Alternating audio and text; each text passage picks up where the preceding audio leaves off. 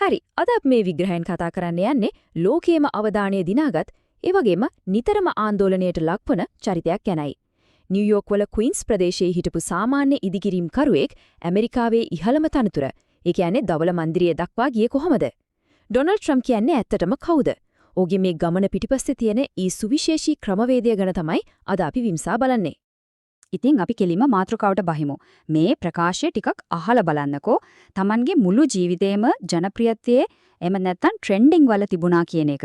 මේක අතිශයින්ම සිත්කන්නාසුළු ප්‍රකාශයක්. මොකද මේකෙන් අපිට ඊටාම පැහැදිලිව පේනවා ඩොනාල්ඩ් ට්‍රම්ප් කියන පුද්ගලයාගේ ප්‍රධානම උපාය මාර්ගය වුණේ මොකද්ද කියලා.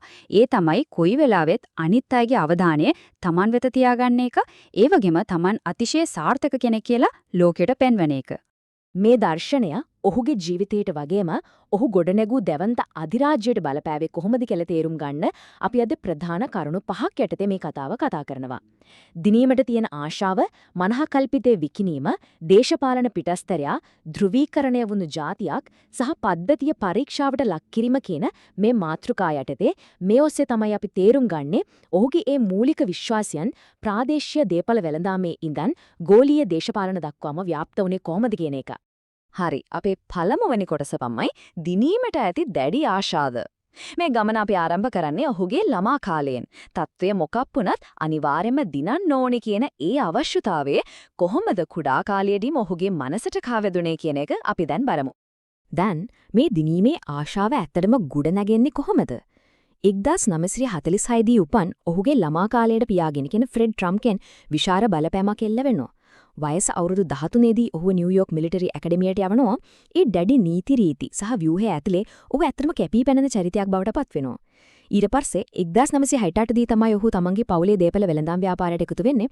ඒ වෙද්දි තරඟකාරීත්වය සහ ජයග්‍රහණය කියන දේ ඔහු තමන්ගේ එකම අරමුණු කරගෙනයි හිටියේ. ඔහුගේ මුළු ජීවිත කාලය පුරාවටම තිබුණු ඒ කිසිදා පසු නොබසින උපාය මාර්ගය මෙතනදී අපිට ඉතා අපූරට දැක ගන්න පුළුවන්යි. 1973 දී ඇමරිකානු අධිකරණ දෙපාර්තමේන්තුවෙන් ඔහුන්ගේ සමාගමට එරෙහිව විශාල නඩුවක් ගොනු කරනවා නිවාස ලබා දීමේදී කළු ජාතිකයින්ට වෙනස්කම් කරනවා කියලා. ඒත් එතනදී සමාව ගන්නව වෙනුවට ඔහු කලේ ඩොලර් මිලියන 100ක ප්‍රතිවිරුද්ධ නඩුවක් ගොනු කරලා ඊටමත් දැඩි නීතිමය සටනක් ආරම්භ කරපු එක. අවසානයේදී තමන්ගේ කිසිම වරදක් පිළිගන්නේ නැතුවම මේ ප්‍රශ්නය සමතේකට පත් කරගන්න ඔහු සමත්වරව ඒක අතරම පුදුම සාගතයි. දෙවෙනි කොටස මනහකල්පිතය විකිණීම. මේක ඔහුගේ ජීවිතයේ ඊටම වැදගත් හැරවුම් ලක්ෂයක්. නිකම්ම ගොඩනැගිලි හදන එකේ ඉඳන් තමන්ගේම සන්නාමයක් එමල් නැත්නම් බ්‍රෑන්ඩ් එකක් හදන මට්ටමට ඔහු වෙනස් වෙනවා. ක්වීන්ස් වල මධ්‍යම පාන්තික නිවාස වෙළඳපොලේ 9 වෙලා සුකෝපභෝගී මැන්හටන් වලට එනකොට ඔහු එක දෙයක් තේරුම් ගන්නවා. ඒ තමයි යථාර්ථයට වඩා මිනිස්සුන්ගේ දැක්ම සහ අපේ ප්‍රතිරූපය ගොඩාක් බලවත් කියන එක. ඔහු කොච්චර දක්ෂ විදියටද තමන්ගේ ප්‍රතිරූපය ගොඩනගාගත්තේ කියන එක මේ වචන වලින්ම අපිට පැහැදිලි වෙනවා. මම මිනිස්සුන්ගේ ෆැන්ටසි වලට කතා කරනවා. පොඩි අතිශයෝක්තියකින් කිසිම හානියක් වෙන්නේ නැහැ කියලා ඔහු කියනවා. මේ විදිහ ඔහු ප්‍රධාන පෙළේ මාකට් කරුවෙක්. නිව්යෝක් පුරත්පත් තමන්ගේ වාසියට හරව ගන්න ඔහු ඉතා හොඳින් දැනගෙන හිටියා. නරක ප්‍රචාරයක් වුණත් කමක් නැහැ. ඒක තමන්ගේ දෙවන්ත ප්‍රතිරූපය තවදුරටත් ගොඩනගන්න ඉන්ධනයක් කරගන්න ඔහු හරිම දක්ෂ වුණා. මෙතන තියෙන වැදගත්ම දේ තමයි ඔහුට ජයග්‍රහණය කියන්නේ මිනිස්සුන්ට තමන් ධනවත් සහ සාර්ථකයි කියලා විශ්වාස කරන්න සලසන එක. මේක කොච්චර දුර ගියාද කිව්වොත් ඔහු ජෝන් බැරන් කියන ව්‍යාජනමින් පෙනී ඉඳලා මාධ්‍යවේදීන්ට දුරකථනයෙන් කතා කරලා තමන්ගෙම වත්කම් ගැන අතිශයෝක්තියෙන් තුරුතුරු ගුණා.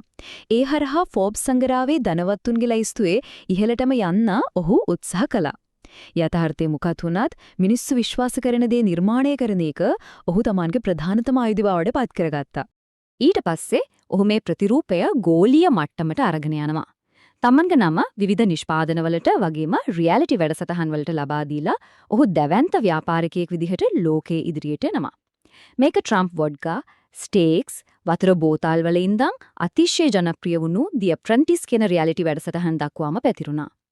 තමන්ගේම මුදල් කිසිම අවදානමකට ලක් කරන්නේ නැතුව තමන්ගේ නම විතරක් බලපත්‍රයක් විදිහට පාවිච්චි කරලා ඇමරිකාවේ ඉන්න ප්‍රධානතම ව්‍යාපාරිකයෙක් විදිහට පෙනී ඉන්න ඔහුට මේ නිසා පුළුවන් වුණා.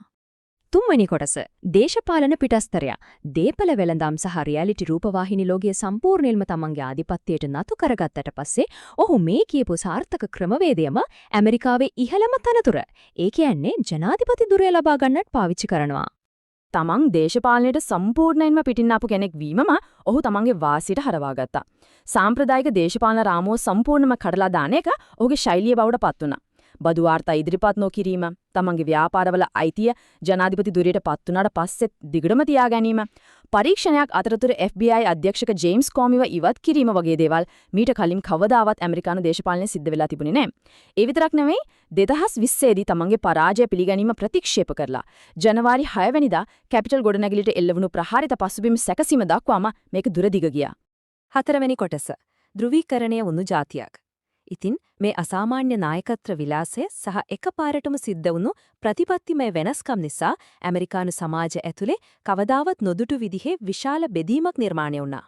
Pew Research ආයතනයේ මේ දත දිහා බැලුවම ඒ කාලේ තිබුණු සැබෑ තත්ත්වය අපිට හොඳටම පැහැදිලි වෙනවා. රිපබ්ලිකන් පාක්ෂිකයන්ගේ අනුමැතිය 86ක් තරම් විශාල ඉහළ අගයක තියෙද්දී ඩෙමොක්‍රැටික් පාක්ෂිකයන්ගේ අනුමැතිය තිබුණේ 6ක් වගේ ඉතාමත් සුළු ප්‍රමාණයක. සමීක්ෂණ වාර්තාවලට අනුව කියනවනම් නවීන ඉතිහාසයේ ඇමරිකානු ජනාධිපතිවරයෙක් කෙරෙහි ඇතිවුණු විශාලතම පක්ෂග්‍රාහී බෙදීම තමයි මේ. සමස්ත ජාතියම සම්පූර්ණයෙන්ම ප්‍රතිවිරුද්ධ මාධ්‍ය පරිසරයන් දෙකකට කොයිතරම් තදින් බෙදිලා හිටියද කියන එක මේකෙන් හොඳටම තේරෙනවා. රිපබ්ලිකන් පාක්ෂිකයන් ට්‍රම්ප්ගේ වචනවලින් බලාපොරොත්තුවක්, විනෝදයක් සහ ලොකු ආඩම්බරයක් දකිද්දි ඩෙමොක්‍රැටික් පාක්ෂිකයන්ට ඒන් දනුනේ දැඩි කනසල්ලක්, තෙහෙක්තුවක් සහ කෝපයක්. වසංගත තත්ත්වයක් ගැන වෙන්න පුරුවන්, එහෙමත් නැත්නම් සමාජීය අරගලයක් ගැන වෙන්න පුරුවන්. ඔහුගේ එකම ක්‍රියාවන් මේ පාර්ශ්ව දෙක විසින් අර්ථකථනය කළේ සම්පූර්ණයෙන්ම එකිනෙකට විරුද්ධ ආකාරවලටයි. 5 වෙනි සහ අවසාන කොටස පද්ධතිය පරීක්ෂාවට ලක් කිරීම. දැන් 2025 දී දෙවනි වතාවට ජනාධිපති ධුරයට පත් වුණාට පස්සේ ඔහුගේ ඒ සුපුරුදු ක්‍රමවේදය වෙනදාටත් වඩා දැවැන්තව ක්‍රියාත්මක වෙන්න පටන් අරන් තියෙනවා. ඒක කෙලින්ම ඇමරිකානු අධිකරණ පද්ධතියට ගෙටෙන්නේ කොහොමද කියලා අපි දැන් බලමු.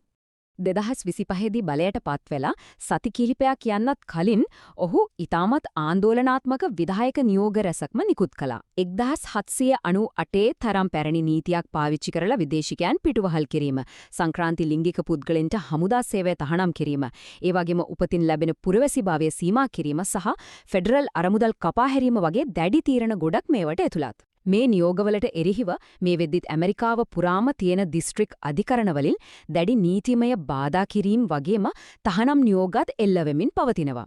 දහස්සේ දහසක් මේ දැවැන්ත ඉලක්කමෙන් කියවෙන්නේ මොකද්ද දන්නවද? අලුතින් පිහිටුවපු රාජ්‍ය කාර්යක්ෂමතා දෙපාර්තමේන්තුව හරහා හදිස්සියම සේවයෙන් පහ කරපු ෆෙඩරල් සේවකීන්ගේ ප්‍රමාණය.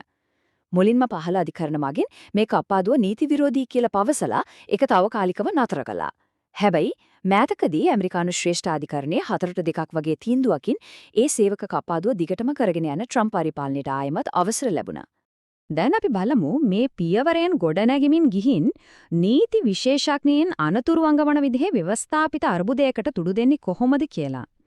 පළමුව විධායකයේ විසින් දැඩි වෙනස්කම් සහිත නියෝග නිකුත් කරනෝ, දෙවනුව දිස්ත්‍රික්ක අධිකරණ මගින් ඒවා නීතියට පටහැනි බව පවසමින් අවහිර කරනවා, තුන්වනුව මේ බලතුලනය සමතේකට පත් කරන්න අවසානයේදී ශ්‍රේෂ්ඨාධිකරණය මැදිහත් වෙනවා. ඉතින් මේ ක්‍රියාකලාපය දිහා බලුවම අපිට හොඳටම පැහැදිලි වෙන දෙයක් තමයි ට්‍රම්ප් නිරන්තරයෙන්ම මේ විධායක බලයේ සීමාවන් පරීක්ෂාවට ලක් කරමින් ඉන්නවා කියන එක. අවසාන වශයෙන් අපි හමුවේ තියෙන මේ ප්‍රශ්නය අතිශයින්ම වැදගත්.